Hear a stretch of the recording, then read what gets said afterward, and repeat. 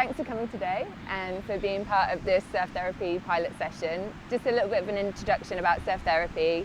As I said, it's not a therapy session, I'm not a qualified therapist, but I'm here as a facilitator for surf therapy, and I've trained with GroundSwell Community project, which are based in the US, and they've been working with women who suffer from trauma for the last 4 years and using surfing waves to help heal PTSD, so any sort of aspects that come up in the present moment that really don't allow people to enjoy life. So it can be a range of things. So you look, trauma is quite complicated really, in the sense that there might be an event where it came from.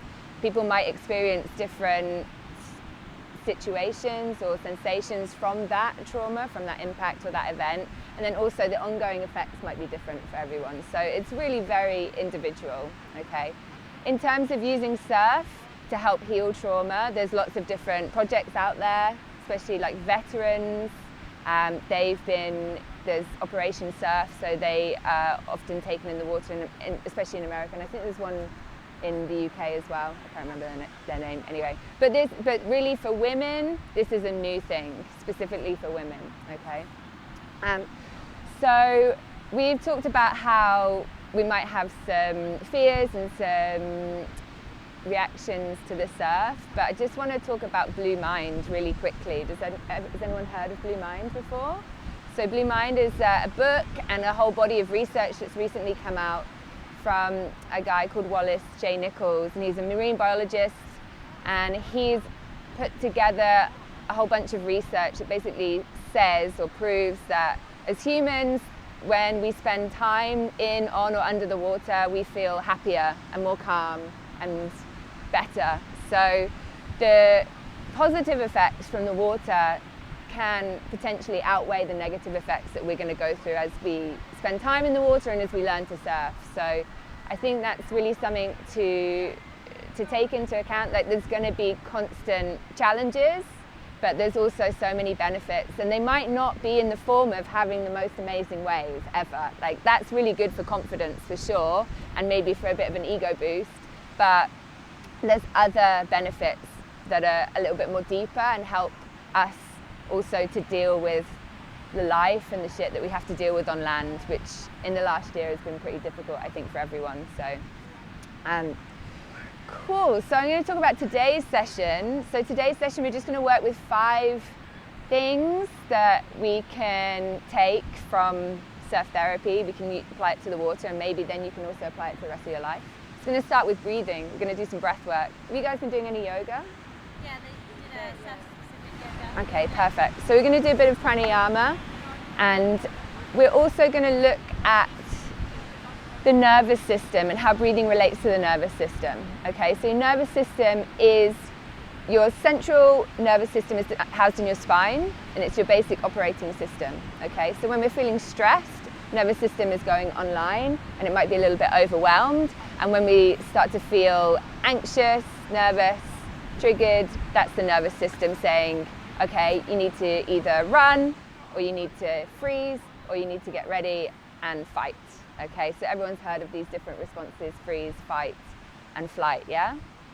Okay, so that's just what happens when we get overwhelmed by certain sensations. And definitely when you're in that situation of a big wave coming, it's going to be a trigger for your nervous system, okay? Because you need to have a little bit of stress to deal with the situation. What can then be more overwhelming is if we then start to react against that. And if we can breathe through it and kind of utilize that adrenaline, a little bit of an endorphins happening, then it can give us more energy. However, it can also be a bit overwhelming for the system. And sometimes you just need to come out and have a cry, and then, you know, and just have an ice cream or whatever. So with the 2 operating modes, the 2 main operating modes of our nervous system, having parasympathetic nervous system, which is rest and digest, where everything is super calm. So say when you're doing shavasana and you're super relaxed, or maybe you've just had a really big veggie burger, and then you've got sympathetic nervous system mode where you're ready to go into stress mode. Yeah, there's lots happening in the body. So what we can do when we breathe in, if we're conscious, when we exhale, we're starting to trigger our parasympathetic, so resting, and when we inhale, we're triggering the other one. And it's a balance to keep our bodies both alert and relaxed. So that's how we get it balanced between. So if you're starting to experience some sort of nervousness, overwhelming sensations, then we want to focus on the exhalation. Okay, so we're going to try and do a breathing exercise now where we're going up to an exhale of 8 seconds.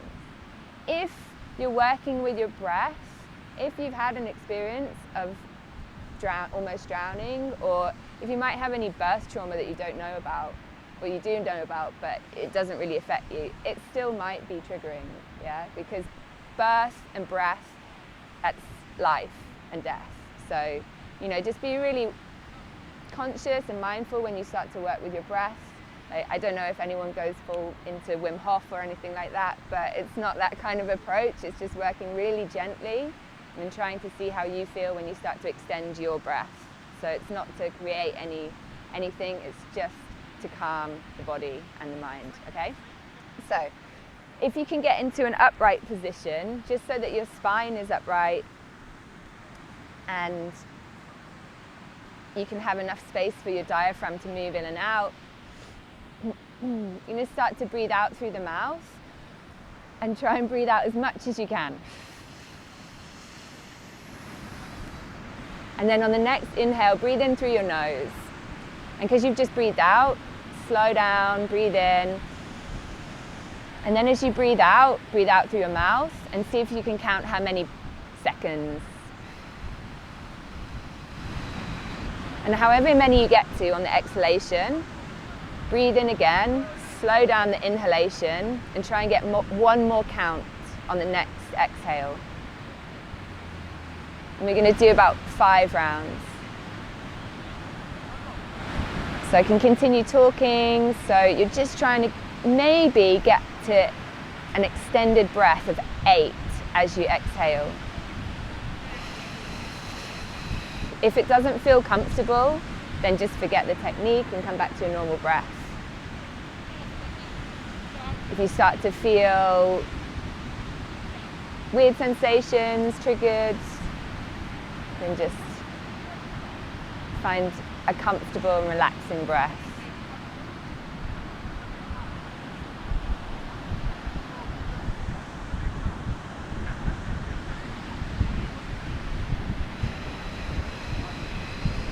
And just seeing what it is, the count that you can get up to now as you inhale, breathing in through the nose.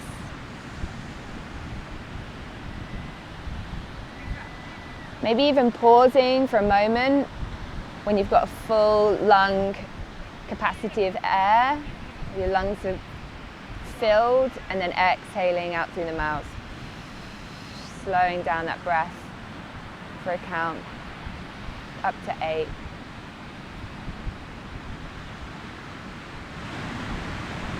And then just doing one more round.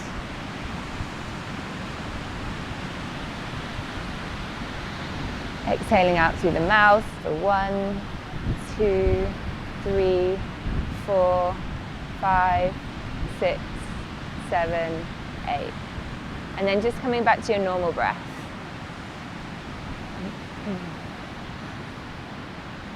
And so this is a technique you can do. It's really a technique that I do when I'm in big surf and when there's a wave just approaching and just about to get me. Always a big long exhalation to try and calm my body, and then another deep inhalation, and then hold the breath if there's time. And then another thing that I do with that breath as well is if I'm going to catch a wave. So it can be a bit overwhelming if you turn around, lie down, look behind you, the wave looks 3 times as big. So I always exhale before I start my first paddle. So it's that calming breath, and then I go into a bit more of a aggressive mode. I'm gonna get this. Yeah. Okay. Does everyone feel okay? Does it make sense to use breathing a little bit more consciously when you're in the water? There's a whole lot of stuff you can do with that. For me, I did a couple of freediving courses, and that really helped. And I think they do it around here as well, don't they? Maybe. Yeah, but yoga will always have pranayama in it, and the freediving courses always have the pranayama techniques from it. So just spend more time with your breath and notice how your breath can help you to calm in those situations. So the next thing we're going to do is a bit more of a mindful practice, and we're going to do it with the senses. So you're already doing it if you're playing in the sand. No, it's fine, it's perfect, because it keeps you in this tactile, sensory, like immersion. Yeah, so it allows you to be here and in this place where you are. So we're going to use that as well with the hands in the sand. We're just going to take a couple of moments just to close the eyes, if it's comfortable to close the eyes. And we're going to move through the senses. So part of the reactions that our nervous system might have is overthinking. So our brain suddenly coming in and going, what if? What is going to happen? What if this wave is going to get me? What if someone saw me take a wipe out? All of these what ifs. And it doesn't really matter, but in that moment the brain can be quite sort of negative. So to bring our mind back into the present, we're tuning into things that are happening right now. So first of all, we tune into the sound of the waves. So if you can hear the sound of the waves, this kind of fizzing sound, not completely consistent. So just notice when the wave sounds get a little bit stronger.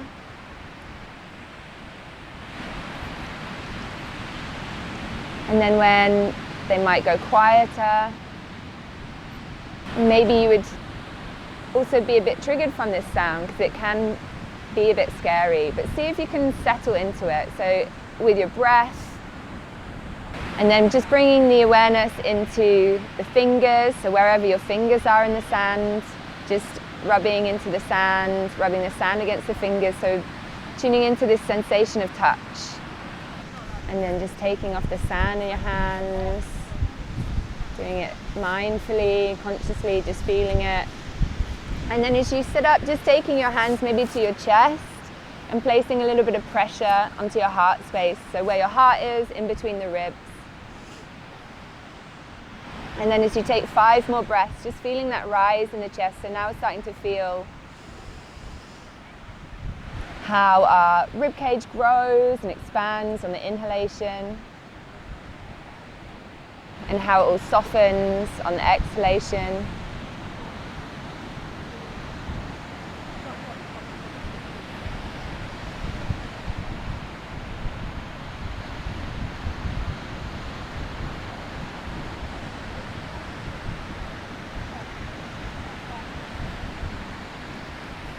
And we're going to move into more of a heart-centered space. So still with the eyes closed, I just want you to think about an intention, like with the fears that we talked about. What is it that you'd like to let go of in terms of negativity or anything holding you back in your surfing? So if there is somewhere that you'd like to get to, what is stopping you or really challenging you or creating a bit of struggle or resistance? What is it that you might need to release, or perhaps even find a bit of courage to break through, or even some support? And then just gonna write it in the sand. So you can write it, you can draw a symbol, so you could make any sort of shape that's gonna represent that intention. And we're just gonna leave it there. And then we're going to go through 2 more techniques. Everyone okay? Yeah. Yeah, nice. Great. Yeah. That's all you need to do. Just listen to the sound of the waves and everything is fine. Cool. So that's our intention. We're going to think about the intention we want to collect from the ocean in a moment. But so what is it that you want to let go? We're going to leave it here in the sand. And then we're also just going to think about this idea of positive psychology. So we are programmed to remember negative experiences, negative bias, okay? So we remember all the bad things, we remember all the things that are gonna hurt us or made us feel bad. And so we want to really reinforce positivity when we're surfing. And it's this process called HEAL. So it's about having a positive experience, really inviting it and feeling it in the body, and then maybe even accentuating it and then linking it to another experience that was maybe negative in the past and we've now made it more positive. So I think maybe holding the breath and going underwater and having a wipeout is something that could be good for that.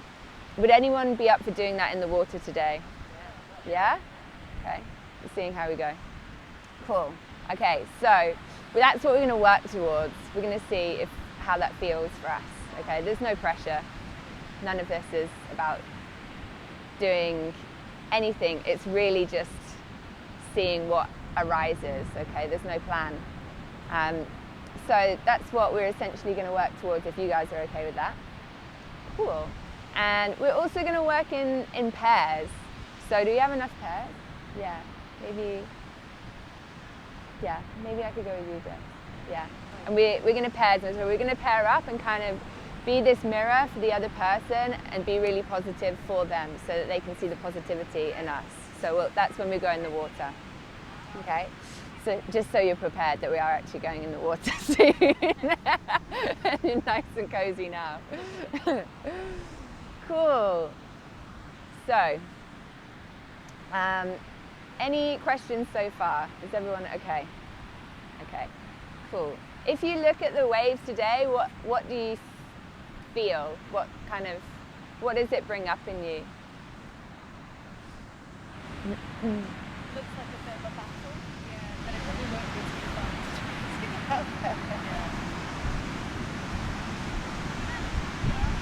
And there's also a lot of people. But if we found our own space, we don't have to go all the way out back. We could just go to the middle, and if we think about what a battle, or could it be more of like a cleansing? Maybe could it be something that is just going to wash away fear? Maybe. And when, like you're doing with feeling the sensations, rather than it being impactful, can you kind of try and make yourself a little bit more receptive to the sensations that are coming in, the bubbles, the turbulence, and just maybe going with it a bit more, yeah? So I think we're gonna try and get in the water, and then we're gonna do one more technique after that, okay? But we're gonna do it in pairs. So one of you is gonna take a board, and then the other one is gonna go in sideways, and you're just gonna try and get one wave, the person on the board. Does this make sense? And the other person is going to be like the surf coach or the cheerleader, and then switch, okay? And then, so I don't think we're going to go fully out back, but as far out as you can feel a bit of power, you know? A bit of power, but approaching it in a different way, more in a more receptive way, rather than you're going into battle, okay? So before that, we're going to do one more thing. Okay, so it's called the Groundings. So this is to do with NLP. Has anyone done any NLP before? Okay, so neuro-linguistic programming. So we've done some practices with breathing, with meditation or mindfulness. Now we're going to think about our brain processes and our thoughts. So you're going to say a sentence, and it's, I choose to be present, okay? And you guys are going to say it with me. We're going to say it 3 times, okay? And you can say it in your head, you don't have to say it out loud. I'm just going to repeat it, all right? And as you breathe out, that's when you're going to say it. So you're going to breathe in, I choose to be present. And again, I choose to be present. I choose to be present. And so if any moment in the water you feel triggered, you feel a bit anxious, or something comes up, you can go into that I choose to be present. You can use your tactile touch, or you can use your breath to kind of bring you back into the moment. We've got some other GroundSwell things as well. So we're going to do it. It's basically seeing the waves as waves of love. It comes from an American program, so we're still piloting the British one. I'm not sure how the Brits are going to deal with the welcoming in waves of love, but maybe we can try it. So this is how we welcome in waves of love, like this, like little waves coming into our heart. And then if you want to send out waves of love, you're going to go like that. You're going to send out waves of love to the ocean. All right? And so if That's a great signal for each other, just like when you see someone in the water and be like, hello. exactly, you don't even have to do that, you just have to mentally do it. Just send them some waves of love. Exactly, you got it. All right, cool. Okay, so let's go in the water, let's get wet, washed around, and see what comes up. Yeah? Sick. Okay. Sounds great.